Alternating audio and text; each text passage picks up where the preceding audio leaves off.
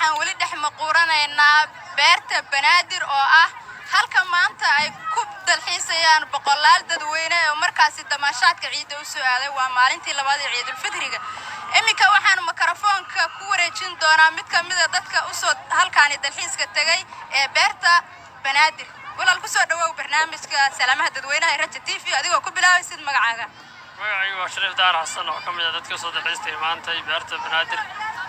Raja TV barnaamijka salaamaha waa salaamaha dhamaantiin waxaan soo kala salaamayaa ummadda muslimiinta kul caam waantum fi khayr dhamaantiin waa salaamayaa waxaan ka mid ah dadka soo dalxiistay maanta beerta Banaadir aad ugu faraxsanahay maanta la beerta Banaadir soo dalxiistay halkeed maanta uga soo dalxiis tagtay beerta Banaadir aniga degmada wadaaga ka imid waan aad ugu faraxsanahay beerta Banaadir waa beeraha wax ka mid ah meelaha ugu weyn oo xamar loo dalxiisto marka aniga wadaaga oo imid saas darteed waxaan aad ugu faraxsanahay jawi deganaansho ku qaaday maanta waa maalintii labaad ee ciidda ma jirta cid familkaaga oo kula socota mise kaligaaba halkaan soo dalxiis tagay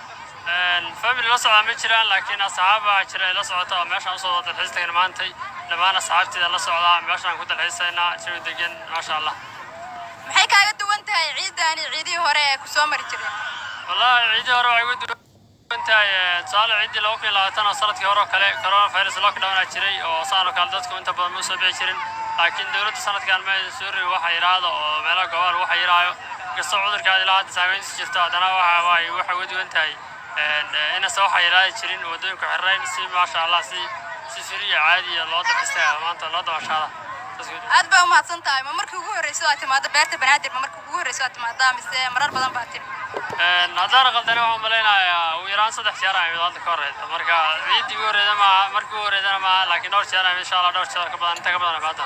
aad bas waad mahadsan tahay ma jirtaa cid si qaas ah aad u salaamaysid waa salaam dhamaan ummadda muslimiinta marka hore si gaar ummadda Soomaaliyeed si gaar asxaabteyda inta maqalkii muuqay taqaana dhamaan familka asxaabta meel walba dunida ka joogan aad u salaamaya kul caam waantum fi khayr ilaa sanadka sanadkiisa ka labada barnaamij barwaaqan ugu gaarsiiyo caafimaad qab insha Allah aad baan nagu ku salaamayna ciid wanaagsan